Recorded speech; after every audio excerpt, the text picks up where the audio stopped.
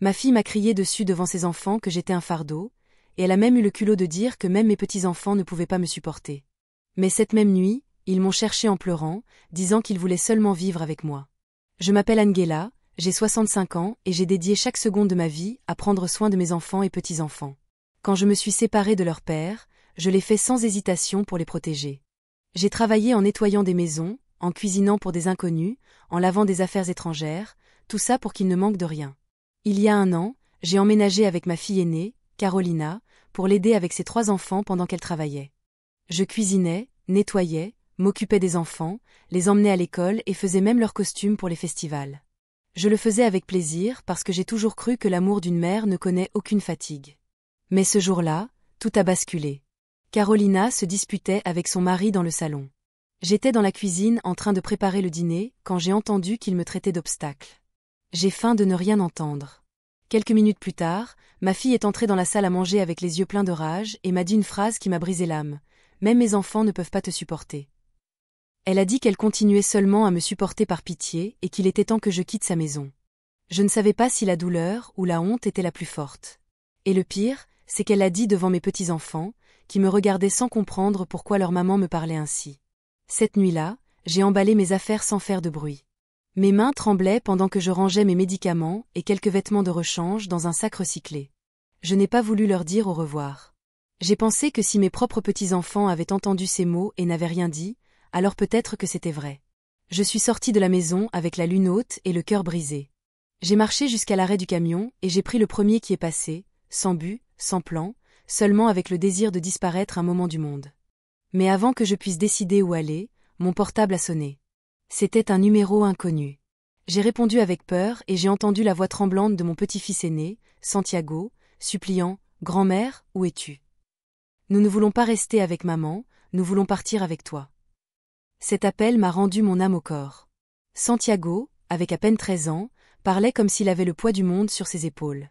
Il m'a dit que lui et ses frères étaient enfermés dans la chambre en pleurant parce que leur maman leur avait interdit de me parler, mais que dès qu'elle s'endormirait, il s'échapperait avec ses frères cadets et me chercherait. Je ne savais pas si je devais pleurer d'émotion ou d'impuissance. Je lui ai dit l'adresse d'une amie de jeunesse chez qui je restais pour cette nuit et j'ai raccroché sans savoir si en vérité il apparaîtrait ou si c'était seulement une impulsion infantile. Il était presque 2 heures du matin quand nous avons entendu frapper à la grille. Mon amie est sortie la première avec un bâton à la main en pensant que c'était un voleur. Mais dès que nous avons ouvert la porte, là était Santiago avec un sac à dos accroché à l'épaule, portant sa petite sœur de 6 ans et tenant la main du plus petit, qui venait en pyjama et avec les yeux gonflés d'avoir tant pleuré. « Nous ne voulons plus vivre avec maman », a-t-il dit sans détour. Ils m'ont embrassé tous les 3 en même temps, comme s'ils ne m'avaient pas vu depuis des années. J'ai senti leur peur, leur tendresse et aussi leur décision. Ils ne voulaient pas revenir. Les jours ont passé et j'ai appris la vérité. Carolina leur criait dessus, les laissait sans dîner, les envoyait dormir punis pour n'importe quoi. Elle leur disait que j'étais une vieille inutile qui ne causait que de la pitié et que m'avoir à la maison était un sacrifice. Mais malgré tout, les enfants continuaient à m'aimer. Ils m'ont avoué qu'à l'école, quand le jour de la fête des mères est arrivé, ils ne voulaient pas que Carolina aille au festival. Ils ont pleuré à la direction pour que je les accompagne parce qu'ils disaient que leur vraie maman était leur grand-mère. Quand j'ai entendu cela, j'ai su que je n'étais pas seule. J'ai su qu'il restait encore de l'amour véritable dans cette maison et qu'il était de mon côté. Mais tout ne serait pas si simple. Ce même après-midi, pendant que les enfants faisaient une sieste enlacée dans un même matelas, mon portable a commencé à sonner sans arrêt. C'était Carolina, puis le père, puis des messages avec des menaces et des mots blessants. « Si tu ne rends pas mes enfants, tu vas le regretter. Tu es en train de les kidnapper, vieille folle. Vous n'avez aucun droit. » J'ai raccroché le téléphone, la gorge sèche. Cette guerre commençait à peine et je savais que ma fille ne s'arrêterait pas avant de me réduire en pièces. Je n'ai pas dormi cette nuit-là. Chaque son à l'extérieur me semblait être une patrouille. Chaque ombre à la fenêtre accélérait mon cœur. Bien que je n'ai commis aucun crime, je me sentais coupable comme si je volais ses enfants. Mon ami a essayé de me calmer en assurant que tant que les enfants voudraient être avec moi, personne ne pourrait les forcer à revenir. Mais je connaissais ma fille, je savais de quoi elle était capable, et je savais aussi que dans ce pays, une femme âgée sans argent ni pouvoir, la dernière chose qui lui reste, c'est la voix. Le jour suivant, nous sommes allés chez une avocate connue de mon ami. Elle m'a reçu avec gentillesse, mais à peine lui ai-je raconté l'histoire, son expression a changé. Elle m'a dit que légalement les parents ont la garde totale et que si Carolina décidait de me poursuivre pour rétention illégale, elle pourrait même venir avec la police pour m'arracher les enfants. Je me suis sentie anéantie. La seule chose qui me restait était la parole de ces 3 petits-enfants qui m'embrassaient la nuit comme si j'étais leur bouclier. L'avocate m'a recommandé de ne pas me cacher, mais de bien faire les choses, de rédiger un rapport avec le travail social et de rechercher le soutien des enfants eux-mêmes pour témoigner. Ce même après-midi, je les ai emmenés témoigner. Un par un, d'une voix ferme, ils ont raconté ce qu'ils vivaient avec leur mère, comment elle les insultait, comment elle leur criait qu'ils étaient un fardeau, comment elle leur interdisait de me voir et les punissait de parler de moi. Ils ont raconté qu'à l'école, ils préféraient aller avec moi au festival de la fête des mères parce qu'ils me sentaient plus comme une maman qu'elle. Le travailleur social les a écoutés avec attention et à la fin, il a seulement dit « Ce n'est pas courant. Et ce n'est pas de votre faute, madame, c'est la faute des adultes qui oublient d'être attentifs. » Mais pendant que nous essayions de protéger notre petit refuge, Carolina restait déterminée à le détruire. Ce soir-là, pendant que je préparais du riz au lait pour les enfants, j'ai reçu une vidéo. C'était elle qui s'enregistrait devant sa maison, pleurant faussement, disant entre sanglots que je les avais volés, « Ma maman a pris mes enfants. » Je ne sais pas ce qu'elle leur a dit, mais elle les a trompés. Aidez-moi à les retrouver. À la fin de la vidéo, elle a ajouté, « Si quelque chose leur arrive, ce sera de votre faute. » Et elle l'a publié sur les réseaux sociaux, où elle a rapidement commencé à recevoir des commentaires qu'elle n'imaginait pas aller aussi loin. Je me suis réveillée avec le son des notifications qui explosaient sur mon téléphone. Au début, j'ai pensé que c'était quelque chose sans importance, mais quand j'ai ouvert les messages, j'ai senti que le sol s'ouvrait sous mes pieds. Carolina avait publié une vidéo sur les réseaux sociaux en simulant des larmes, disant que je lui avais volé ses enfants, ma maman les a emmenés sans permission. Je ne sais pas ce qu'elle leur a fait, mais elle les cache, disait-elle entre sanglots forcés. Elle a ajouté qu'elle craignait pour leur sécurité et qu'elle avait besoin d'aide pour les récupérer. C'était un jeu digne d'un roman bon marché, mais les gens l'ont cru. Les commentaires étaient une tempête de haine. Des inconnus m'insultaient sans me connaître, disant que j'étais folle, que je voulais détruire une famille par envie. Certains parlaient de vieilles personnes qui s'immiscent et qui n'ont plus de vie propre et qui se mêlent de ceux qui ne les regardent pas. D'autres suggéraient qu'on m'arrête, que j'étais sûrement une fanatique religieuse ou une manipulatrice émotionnelle. Le plus douloureux a été de voir comment certains membres de la famille partageaient la vidéo avec des phrases pleines d'hypocrisie, comme si soudain tout le monde savait qui j'étais, mais personne ne m'avait appelé pour demander ma version. Cet après-midi-là, pendant que les enfants faisaient leurs devoirs en silence, j'ai reçu l'appel d'une travailleuse sociale. Ils avaient reçu une dénonciation anonyme et ils avaient besoin de venir constater les conditions dans lesquelles se trouvaient les mineurs. Cela ne m'a pas surpris.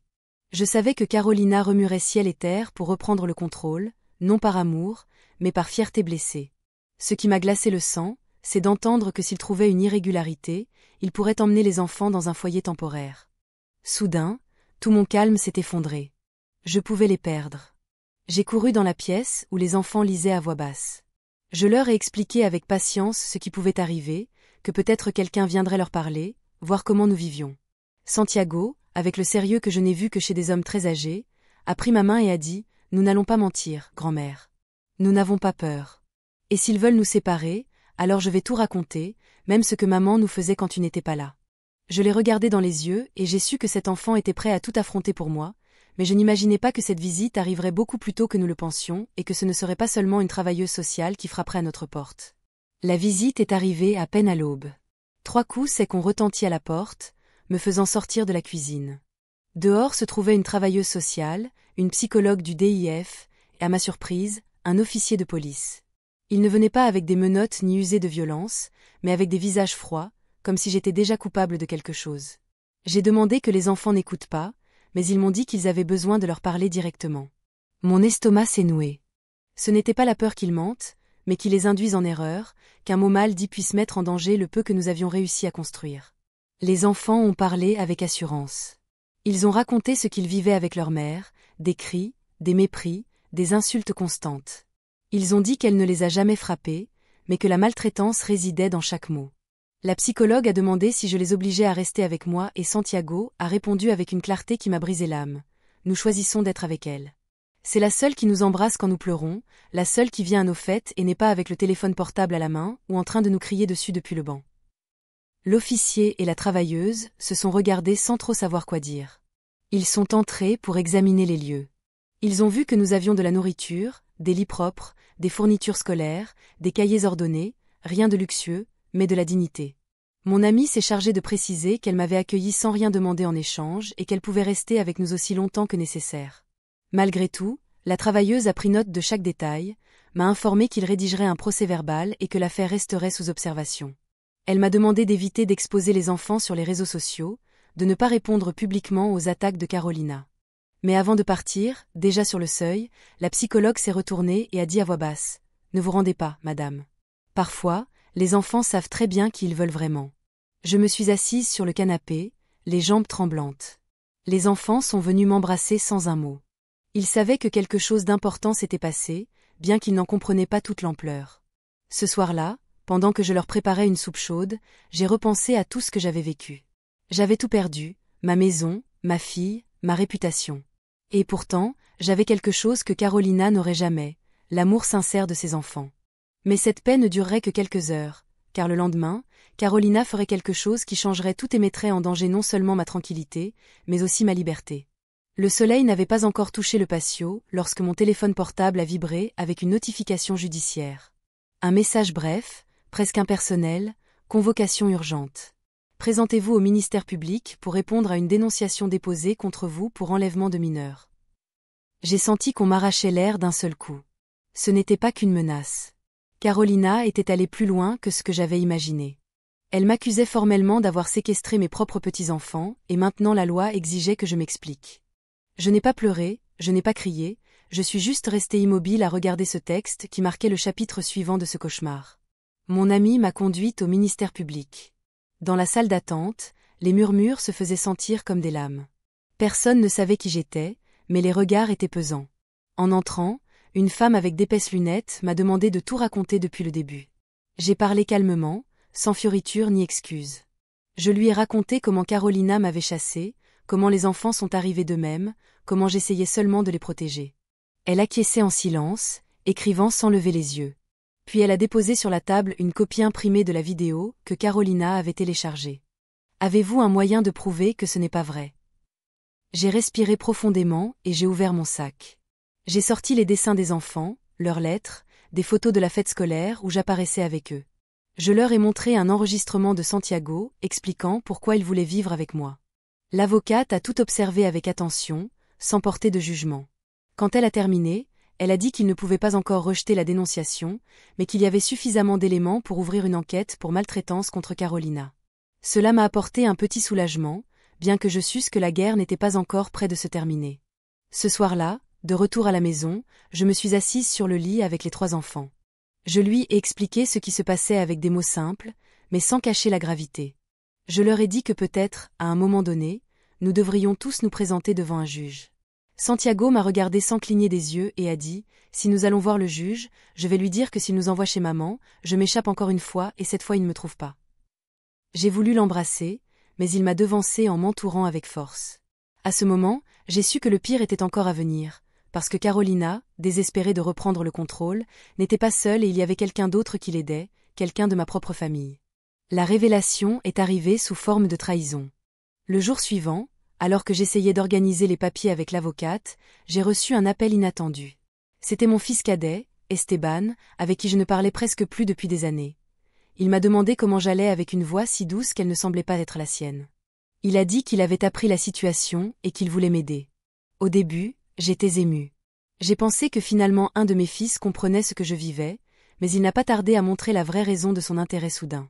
Il voulait que les enfants retournent avec leur sœur pour le bien de la famille. Esteban a essayé de me convaincre avec des arguments presque appris, il a dit que Carolina était très affectée, que les gens parlaient mal de tout le monde et que j'avais provoqué un scandale inutile. Rends-les justes, maman.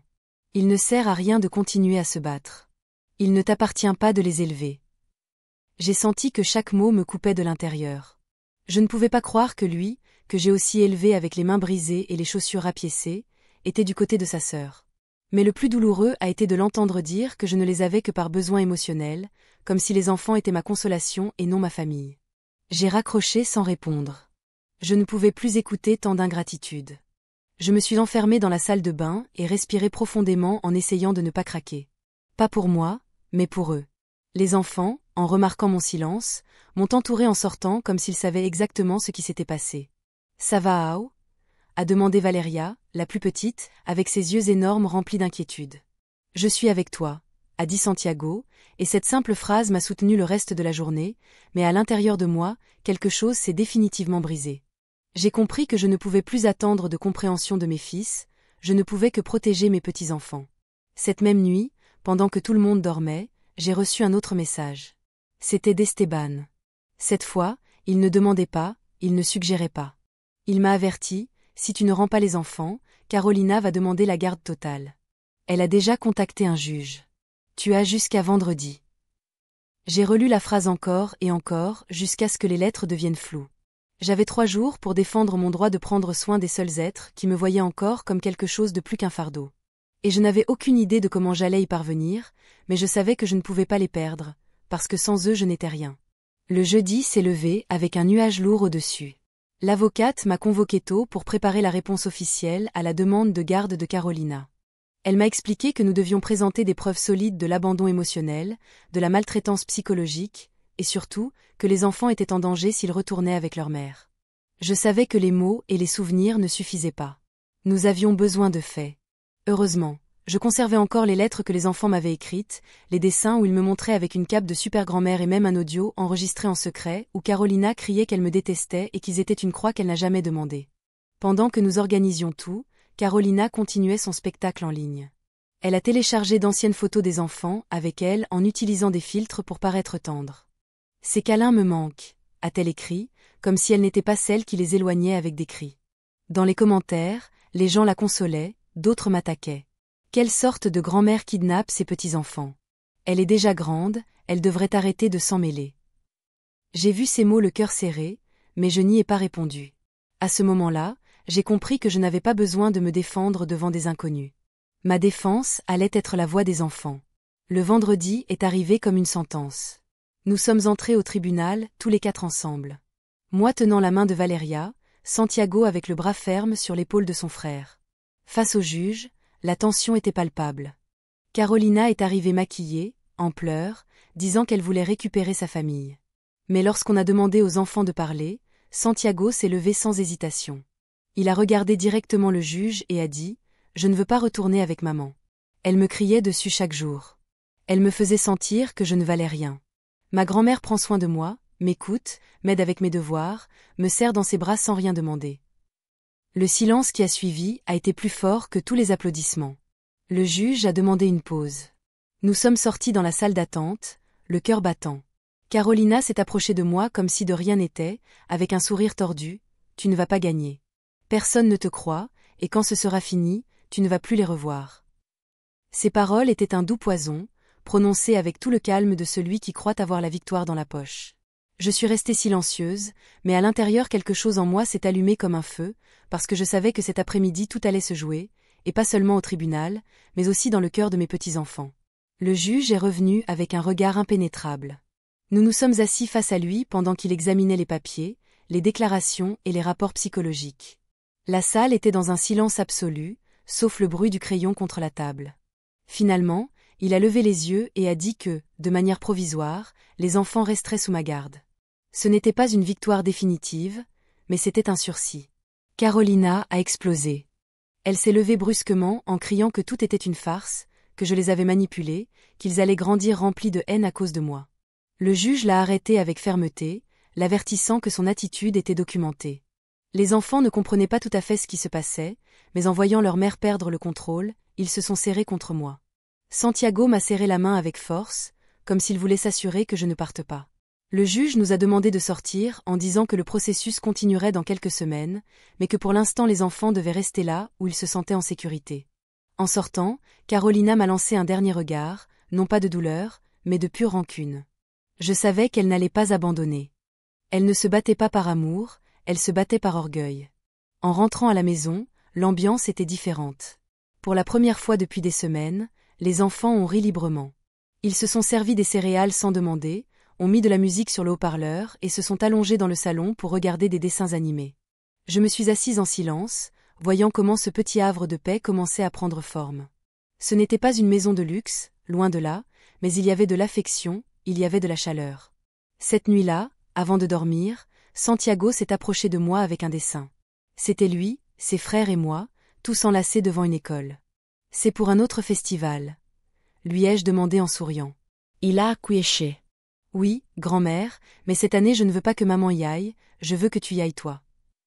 J'ai dormi avec ce papier entre les mains. Mais au lever du soleil, la tranquillité a été rompue à nouveau. Une voiture de police s'est garée devant la maison. Ils ont frappé fort. Ce n'était pas pour m'arrêter, mais pour me remettre une citation à comparaître. Carolina avait activé ses contacts. Maintenant, le DIF sollicitait une visite domiciliaire surprise, et si quelque chose ne leur semblait pas adéquat, ils pourraient emmener les enfants sur le champ. Je n'aurais jamais imaginé que vivre avec mes petits-enfants puisse apparaître comme une menace pour l'État. La travailleuse sociale est arrivée ponctuellement, accompagnée d'une psychologue et d'un actuaire. Ils ont révisé chaque recoin de la maison, comme s'ils cherchaient des signes de négligence ou d'insouciance. Ils ont remarqué les matelas, le frigo, les cahiers scolaires. Tout était propre, ordonné, simple, mais digne. Les enfants ont coopéré calmement, ont montré leurs devoirs, leurs sacs à dos, même leurs assiettes de petit déjeuner. Je suis restée en silence, observant chaque expression, craignant qu'un simple malentendu ne ruine tout. Pendant les entretiens, Valéria, avec sa tendresse désarmante, a dit qu'avec moi elle se sentait comme dans un conte où les grands-mères sauvent les enfants au lieu de se perdre dans la forêt. La psychologue a souri à peine, comme si elle voulait s'émouvoir, mais ne pouvait pas. Santiago, plus sérieux, a expliqué qu'avec sa mère il vivait dans la peur, que chaque jour était un champ miné de cris et de mépris. Ici, je peux dormir sans peur qu'on me réveille en criant, a dit le plus petit. Il a seulement murmuré que je lui lisais des contes tous les soirs et qu'il aimait l'odeur de mon pull. Des mots simples, mais qui laissaient des marques. À la fin, la travailleuse sociale m'a prise par le bras. Son ton était froid, mais pas agressif. L'environnement est stable, mais la situation légale n'est pas résolue. Je vous recommande de ne pas baisser la garde. Tout peut changer à n'importe quel moment. J'ai acquiescé de la tête. Je n'avais pas la force pour en dire plus. À peine sont-ils partis, je me suis effondrée sur la chaise. J'étais fatiguée, profondément fatiguée, non seulement du processus légal, mais de vivre avec l'âme en suspens, comme si n'importe quel jour quelqu'un pouvait venir et m'arracher la seule chose qui me restait. Cette nuit-là, pendant que je bordais les enfants, j'ai pensé à combien ma vie avait changé. Je suis passée d'être la grand-mère qui aidait avec le goûter à me convertir en la seule figure stable pour 3 vies. Mais avant de dormir, Santiago m'a montré quelque chose sur son téléphone portable. C'était un message privé que sa mère lui avait envoyé depuis un autre compte. « Si tu ne reviens pas, tu vas me faire souffrir. Tu vas détruire cette famille. » Le visage de Santiago ne montrait pas de peur, mais une culpabilité profonde. Il a fermé le téléphone et a dit « Je ne veux pas la faire souffrir. Mais je ne sais plus si je suis un mauvais fils. » J'ai senti le cœur se briser une autre fois, parce que je savais que Carolina n'allait pas lâcher ses enfants, même pas de son vivant. Les mots de Santiago m'ont pesé toute la journée. Il était à peine un enfant, mais il portait déjà une culpabilité qui ne lui appartenait pas. Je me suis assise à côté de lui dans le salon pendant que ses frères jouaient, et je lui ai demandé de me regarder. « Tu n'es pas un mauvais fils, » lui ai-je dit avec calme. Mais parfois, dire la vérité, même si ça fait mal, est le seul chemin qui nous reste. Il a acquiescé sans rien dire, avec les yeux perdus dans la fenêtre. Et là, j'ai su qu'il ne suffisait pas de les protéger physiquement. Je devais aussi prendre soin de son cœur, éviter que la manipulation émotionnelle de sa mère ne continue à le marquer de loin. Carolina ne s'est pas rendue. Cette semaine a commencé une nouvelle campagne sur les réseaux sociaux, disant que les enfants étaient retenus contre leur volonté. Elle a téléchargé une vieille photo où il sortait en l'embrassant et l'a accompagnée d'un texte plein de mensonges. « Mes enfants ne comprennent pas ce qui se passe. Ma mère leur a rempli la tête. Je veux qu'ils reviennent. » Mais elle les a transformés en soldats. Beaucoup d'utilisateurs ont commencé à étiqueter des comptes du DIF exigeant qu'on m'enquête. Certains disaient même que je les avais pour de l'argent, que je recevais sûrement une pension pour eux. La haine s'expandait comme du poison dans l'air, mais quelque chose d'inattendu s'est produit. La directrice de l'école où allaient les enfants m'a appelé, m'a demandé d'aller à une réunion urgente. J'ai pensé que quelque chose de mauvais s'était passé, mais en arrivant, j'ai eu une surprise. Les professeurs voulaient me donner leur soutien. Ils avaient vu les enfants plus tranquilles, plus concentrés, même plus joyeux depuis qu'ils vivaient avec moi. Ici, nous savons qui les recueille, qui les écoute. Vous avez été leur mère dans tous les sens du terme, m'a dit une enseignante, les yeux humides. Je ne l'ai pas dit, mais intérieurement, j'ai ressenti un soulagement immense. Tout le monde n'était pas aveugle à cette vérité. En sortant de la réunion, Santiago m'a attrapé par le bras. Il m'a dit qu'il se sentait plus fort, qu'il n'avait plus peur de dire ce qu'il pensait. Mais alors que nous montions dans les transports, j'ai reçu un appel. C'était un numéro inconnu. J'ai répondu et la voix à l'autre bout du fil m'a glacé le sang. Nous allons vous enlever ces enfants. Vous n'êtes plus rien, Angela, et quand vous vous y attendrez le moins, vous allez les perdre à jamais. J'ai raccroché sans répondre et, à ce moment-là, j'ai compris que Carolina n'était pas seule et que ce qui allait arriver n'était pas une querelle familiale, mais une guerre. Cette nuit-là, j'ai dormi avec un œil ouvert. La menace téléphonique ne me laissait pas en paix. Je ne savais pas si c'était Carolina, Esteban ou quelqu'un d'autre, mais ce que je comprenais, c'est que cet appel n'était pas qu'un simple désespoir. Il y avait un plan derrière tout ça. Le lendemain, je suis allé déposer une plainte pour harcèlement. J'ai apporté le numéro de rapport de l'appel, les messages précédents, les publications sur les réseaux. L'agente qui m'a reçue semblait incrédule, comme si elle ne pouvait imaginer qu'une mère puisse faire une chose pareille. « Êtes-vous sûre que c'était votre fille ?» a-t-elle demandé. Je n'ai pu que la regarder dans les yeux et dire « J'aimerais que ce ne soit pas le cas ». Pendant ce temps, les enfants commençaient à ressentir le poids de ce conflit. Valeria a demandé pourquoi, dans son école, certaines mamans ne me saluaient plus. Le plus petit a dit que son meilleur ami ne l'invitait plus à jouer. Santiago, avec son calme déjà d'adulte, essayait de ne rien dire, mais son regard devenait plus sombre de jour en jour. Je leur ai expliqué calmement que parfois les gens croient des mensonges parce que cela les arrange, parce qu'il est plus facile de juger que de comprendre, et que dans cette maison nous n'allions pas rendre la haine, mais nous n'allions pas non plus baisser la tête. Cet après-midi-là, nous avons reçu une notification. La juge de l'affaire avait été remplacée pour des raisons administratives et le nouveau responsable était connu pour avoir des liens avec des personnalités politiques de la région, dont le mari de Carolina. Tout devint plus clair. Il ne cherchait pas la justice, il cherchait la vengeance. Je me suis assise sur le lit, tremblante. J'avais peur, mais pas pour moi. Je craignais pour ces 3 enfants qui avaient placé leur confiance en moi comme leur dernier refuge. Si le processus tombait entre des mains sales, ils pouvaient me les arracher avec une simple signature. J'ai décidé alors de faire quelque chose que je n'avais pas voulu envisager jusque-là. J'ai contacté un média local. Je leur ai raconté mon histoire avec des preuves, avec des documents, avec les lettres des enfants. Je ne voulais pas la gloire, je voulais une protection. Je leur ai dit que si quelque chose m'arrivait ou si les enfants disparaissaient, qu'ils rendent tout public. Le journaliste m'a regardé avec un mélange de compassion et de rage.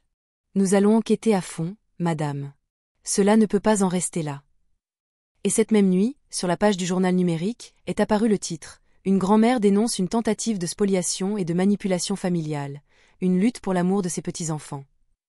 Ce que je n'imaginais pas, c'est que cet article allait déclencher une tempête.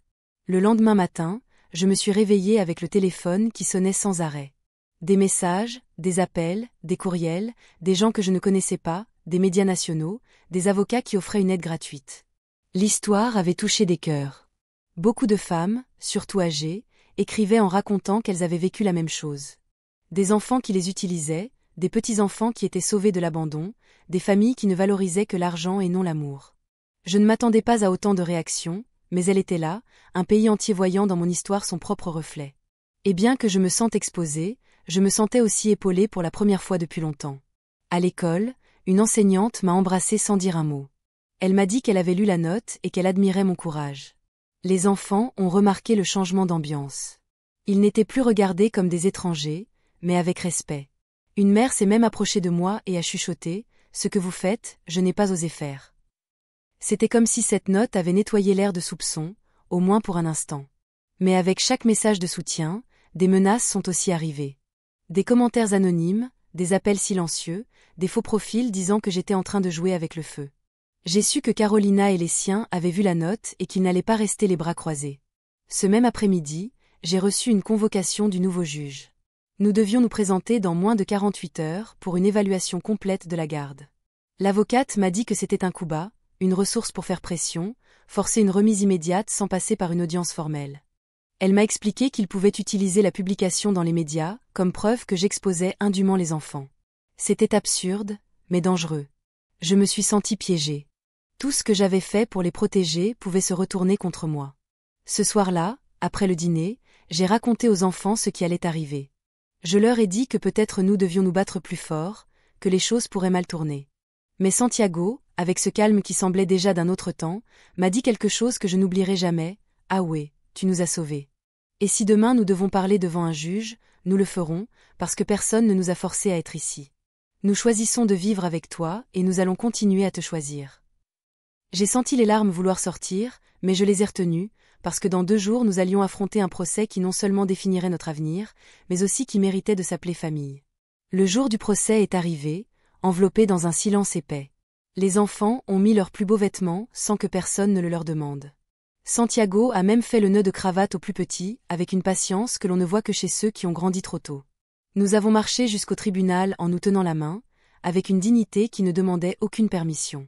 Dehors, certains médias attendaient avec des caméras et des microphones. Je n'ai rien dit, j'ai seulement accéléré le pas, décidé à ne pas laisser le bruit nous dévier du chemin. À l'intérieur du tribunal, la scène était une mascarade. Carolina est arrivée au bras d'Esteban, comme s'ils étaient des victimes innocentes d'une vieille sorcière rancunière. Le juge l'a saluée avec une familiarité à peine dissimulée, mais quand ce fut le tour des enfants, tout a changé. Chacun a déclaré avec fermeté. Valeria a raconté comment sa mère l'a laissée pleurer seule.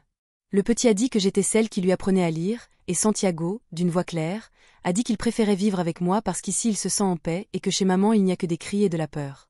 Les paroles sont tombées comme des pierres. Personne n'a osé interrompre. L'avocate de Carolina a essayé de me décrédibiliser en disant que j'utilisais les enfants pour attirer l'attention, que j'avais manipulé la presse, mais le juge, mal à l'aise, n'est pas intervenu. À la fin, il a demandé quelques minutes pour délibérer. Nous sommes sortis de la salle avec le cœur battant dans les oreilles. Dehors, un groupe de femmes d'âge mûr nous attendait en silence. Elles m'ont reconnu grâce à la note. L'une d'elles s'est approchée de moi avec des larmes dans les yeux et m'a dit « Vous vous battez pour nous toutes ». Je n'ai pas su quoi répondre. Je lui ai seulement pris la main et j'ai senti pour la première fois que je n'étais pas seule. Mais pendant que nous attendions le verdict, j'ai reçu un message inattendu. C'était une notification bancaire. Quelqu'un avait essayé d'accéder à mon compte d'épargne depuis un autre appareil.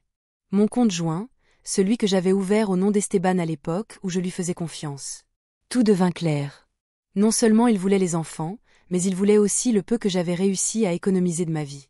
Et moi, j'avais encore une surprise en réserve, une que Carolina et Esteban n'imaginaient pas, parce que mon argent n'était pas là où ils croyaient et ils étaient sur le point de le découvrir de la pire manière.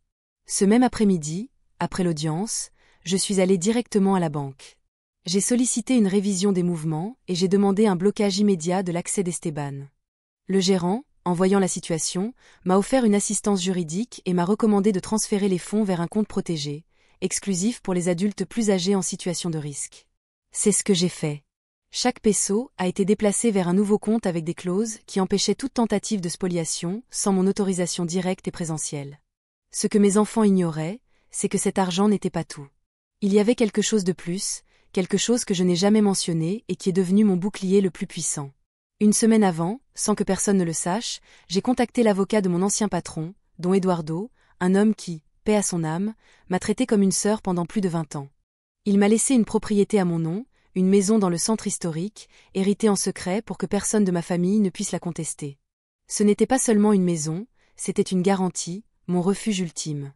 J'ai signé les papiers avec des mains tremblantes, mais fermes, et j'ai dit à l'avocat, je veux que cela reste hors de portée de mes enfants pour toujours.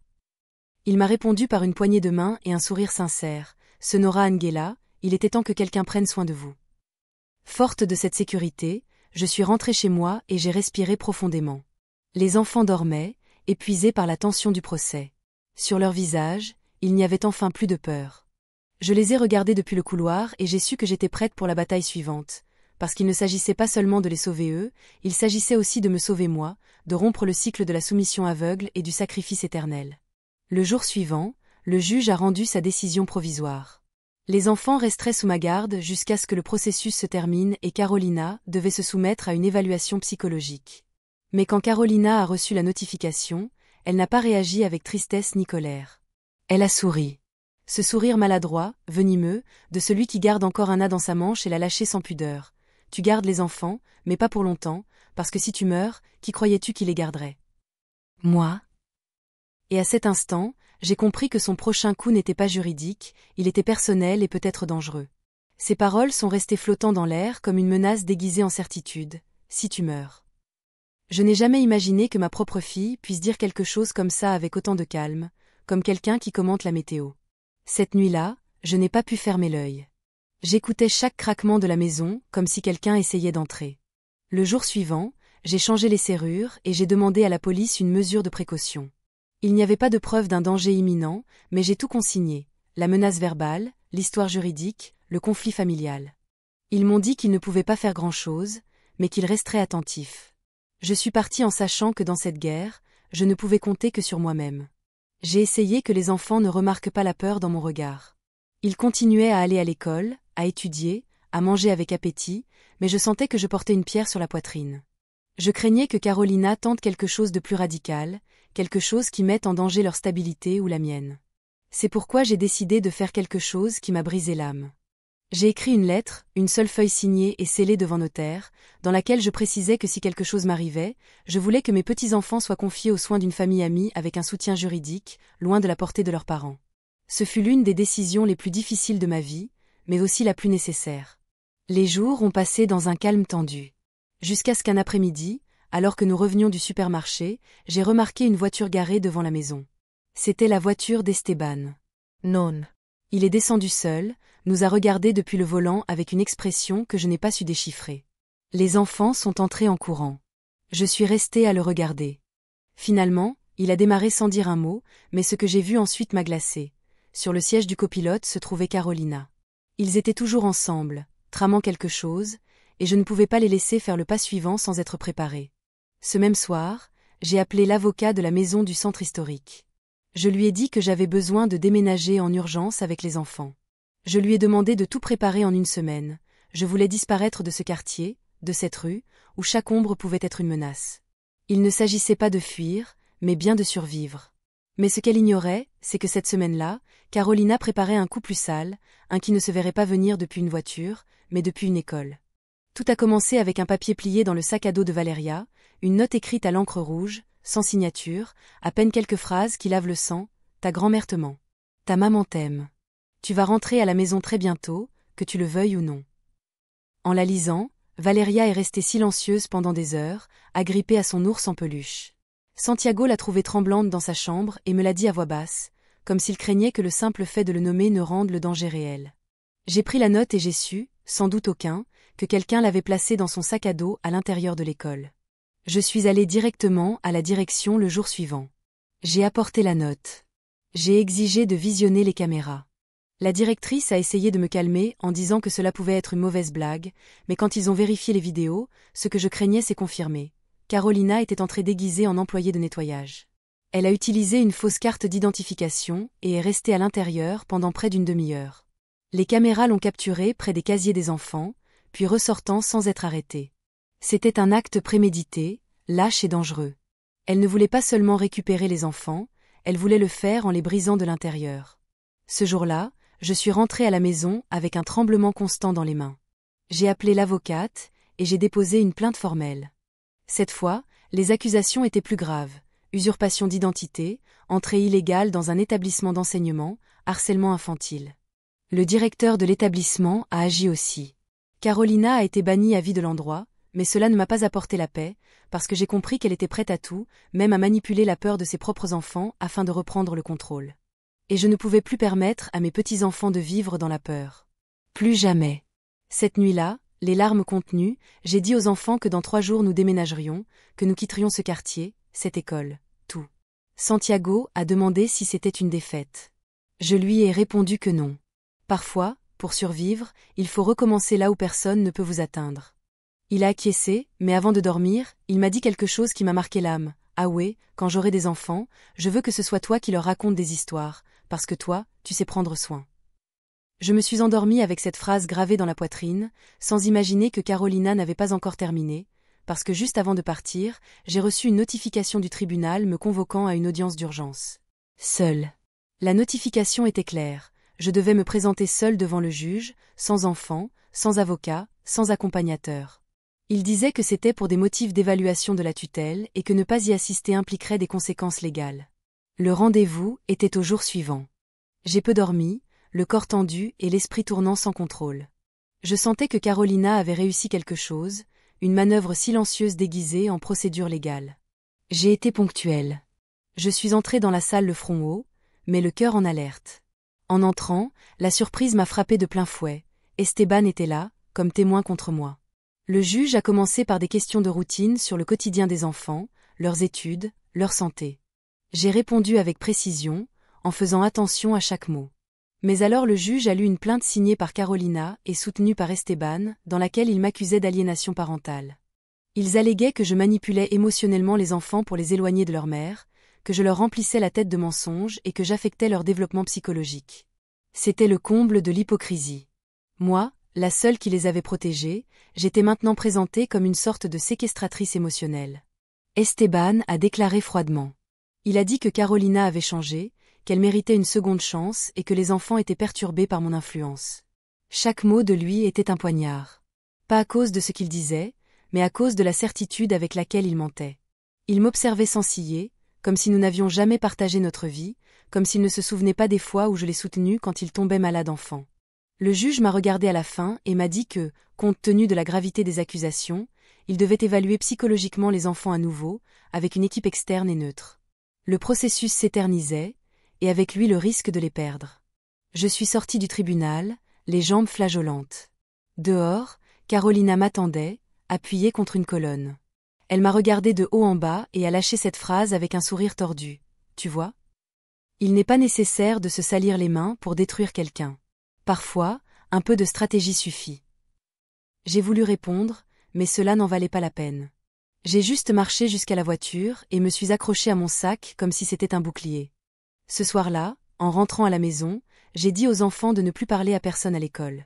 Le pire n'était pas encore arrivé, car la nouvelle équipe de psychologues avait déjà été affectée et l'un d'eux portait un nom de famille que je connaissais très bien. Le nom du psychologue principal de l'équipe m'a secoué l'âme, Roberto Ibarra, le frère de la meilleure amie de Carolina depuis l'université. Je m'en souvenais bien parce qu'il y a des années, j'avais soigné une blessure chez moi quand il était arrivé ivre à une fête de famille. Maintenant, il faisait partie de l'équipe qui évaluerait si j'étais apte à garder mes petits-enfants. Cela me semblait une blague cruelle du destin, un coup de plus sur ce tableau où j'étais la seule sans pion. J'ai appelé mon avocate, qui, bien qu'inquiète, m'a expliqué que nous ne pouvions pas le récuser sans preuve concrète de partialité. Nous devions jouer selon ses règles encore une fois. Les entretiens ont débuté 2 jours plus tard. Un par un, les enfants ont été convoqués dans un centre de psychologie privée. Les installations étaient modernes, aseptisées, froides. Santiago est entré le premier. Il est ressorti sérieux, sans dire un mot. Puis ce fut Valeria, qui est revenue les yeux humides. Ils m'ont demandé si tu m'avais dit que maman était méchante, a-t-elle murmuré. Et j'ai compris que l'approche n'était pas neutre. Ils ne cherchaient pas à savoir comment ils vivaient avec moi, mais si je les avais montés contre leur mère.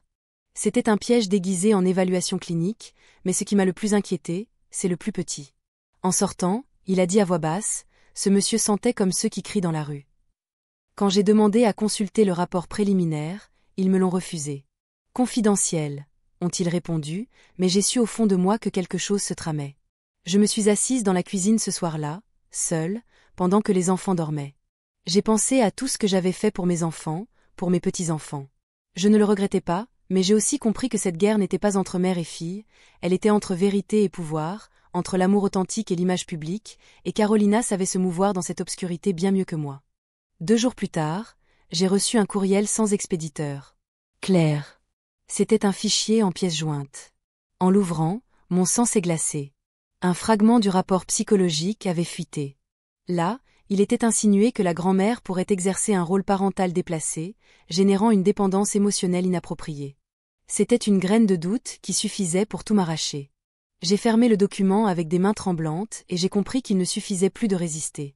Je devais contre-attaquer et je n'avais qu'une seule carte à jouer. Celle de l'histoire complète, la vérité que Carolina et Esteban n'ont jamais voulu voir révélée et que moi, par loyauté, j'avais gardée silencieuse pendant des décennies. J'ai gardé ce fichier divulgué, comme s'il s'agissait de dynamite. Je ne l'ai pas partagé. Je ne l'ai pas encore dénoncé, mais j'ai su à cet instant que je ne pouvais plus continuer à me taire. J'ai décidé d'écrire une lettre, une simple feuille adressée au juge, à l'équipe psychologique et à qui voulait la lire, dans laquelle j'ai raconté toute l'histoire que personne ne connaissait. J'ai raconté comment, quand Esteban était adolescent, je l'ai protégé d'une dénonciation grave qui aurait ruiné sa vie, comment j'ai caché pendant des années les frasques de Carolina, même quand elle a abandonné son premier enfant pendant 2 semaines pour partir en voyage avec un homme marié. Des détails que j'ai toujours cachés par honte et par amour. L'avocate, après avoir lu ma lettre, m'a regardé longuement. Elle m'a demandé si j'étais sûre de vouloir faire ça. Oui, lui ai-je dit, parce que je suis fatiguée d'être la seule qui garde le silence pour ne pas nuire aux autres. Je l'ai remis au juge en annexe du dossier et, En même temps, nous en avons envoyé une copie aux médias qui avaient suivi l'affaire. Je ne cherchais pas le scandale, mais plutôt l'équilibre. Que le monde sache que l'image de mère parfaite que Carolina essayait de vendre était un masque et que s'il y avait quelqu'un qui devait rendre des comptes, ce n'était pas moi. La publication a explosé sur les réseaux sociaux comme une bombe. Des médias locaux, des pages de soutien aux femmes âgées, et même certains influenceurs ont partagé des fragments de ma lettre. Une grand-mère qui s'est sacrifiée pour tous et qui a été trahie par ses propres enfants. C'est ainsi qu'ils l'ont intitulée. Carolina a fermé ses réseaux sociaux. Esteban a tout nié, mais les preuves parlaient d'elles-mêmes. Une ancienne voisine est même sortie pour me défendre en racontant comment elle m'avait vu sortir en pleurant de chez Carolina plus d'une fois, humiliée par elle. Et alors, quelque chose a changé. Ils ont commencé à m'écouter. Le juge a suspendu temporairement l'évaluation de l'équipe psychologique. Il a sollicité de nouveaux spécialistes externes impartiaux avec des antécédents propres et, entre-temps, a autorisé le déménagement à la maison du centre historique comme mesure de protection. Quand je l'ai raconté aux enfants, ils n'ont pas tout à fait compris, mais Santiago, avec sa sagesse silencieuse, m'a serré fort dans ses bras et a dit « Alors, personne ne va plus venir nous enlever, n'est-ce pas ?» Je ne savais pas quoi répondre, j'ai seulement prié pour que cette fois ce soit vrai, mais au fond je savais que Carolina avait encore une dernière carte cachée et qu'elle était disposée à l'utiliser. Le déménagement fut rapide. À peine le jour s'est-il levé, nous avons chargé l'essentiel dans une camionnette prêtée par un voisin et avons laissé derrière nous le quartier où tant de blessures sont restées marquées. La maison du centre historique était modeste, avec des murs épais et des plafonds hauts, mais elle était pleine de lumière. Les enfants ont couru dans les pièces comme s'ils découvraient un château. Je me suis sentie en paix pour la première fois depuis des mois. C'était notre refuge, un endroit sans passer pour eux, sans menace à la porte. Mais la tranquillité a été de courte durée. Cette même semaine, Carolina a réapparu de la manière la plus inattendue. Pendant une réunion scolaire dans la nouvelle école primaire, Carolina est arrivée vêtue comme une mère ordinaire, feignant des sourires, saluant des enseignants qui ne la connaissaient pas, s'est présentée comme la vraie maman des enfants, a demandé l'accès à leur dossier et a sollicité un espace pour parler avec eux en privé. Heureusement, la direction était déjà au courant de l'affaire. Ils m'ont appelé immédiatement et quand je suis arrivée, Carolina était encore dans le couloir avec un dépliant de thérapie familiale à la main, comme si elle pouvait effacer les dégâts avec du papier imprimé. J'ai confronté sans élever la voix. Je lui ai seulement dit « Il ne te croit plus et je ne te crains plus ». Carolina a répondu avec quelque chose que je n'attendais pas. Elle a ri, un rire sec, un rire creux. « Tu crois que tu as déjà gagné ? Tu ne sais rien, maman. Je sais des choses qui peuvent te les faire perdre pour toujours et je me fiche de qui brûle dans le processus. » Je suis restée silencieuse parce que j'ai vu dans ses yeux quelque chose de plus que de la rage, j'ai vu du désespoir. Peut-être comprenait-elle enfin qu'elle n'avait plus le pouvoir, que ses enfants ne lui appartenaient plus ni par nom ni par lien, que son rôle de mère n'était plus qu'un titre vide, mais ce qu'elle avait encore, c'était de la rancune et cela la rendait plus dangereuse que jamais. Cet après-midi, Santiago a appris l'intention de Carolina. Il ne m'a pas demandé de détails, il a seulement dit « S'il nous laisse encore avec elle, je m'en vais, même si je dois vivre dans la rue. » Je lui ai dit que cela n'allait pas se produire, que le juge voyait tout, mais intérieurement je craignais que le processus légal n'avance pas assez rapidement, parce que Carolina n'attendait pas les sentences. Elle agissait, et si j'avais appris quelque chose pendant ces mois, c'était qu'elle n'avait pas besoin de briser des portes pour détruire des foyers. Elle avait seulement besoin d'une opportunité et elle était déjà en train de chercher la suivante. Le vendredi soir, pendant que les enfants regardaient un film et que je pliais des vêtements dans la chambre, on a frappé à la porte. Ce n'était ni la police, ni une travailleuse sociale. C'était un homme en costume avec une enveloppe à la main et un sourire forcé. Je viens de la part du cabinet de médiation familiale. Madame Carolina a sollicité une audience privée avec vous. Elle dit avoir des preuves que vous violez les droits de ses petits-enfants. J'ai reçu l'enveloppe sans dire un mot. Quand j'ai fermé la porte, j'ai su que ce n'était pas un rendez-vous de médiation. C'était un piège légal déguisé en dialogue. J'ai ouvert l'enveloppe. À l'intérieur, il y avait des photos.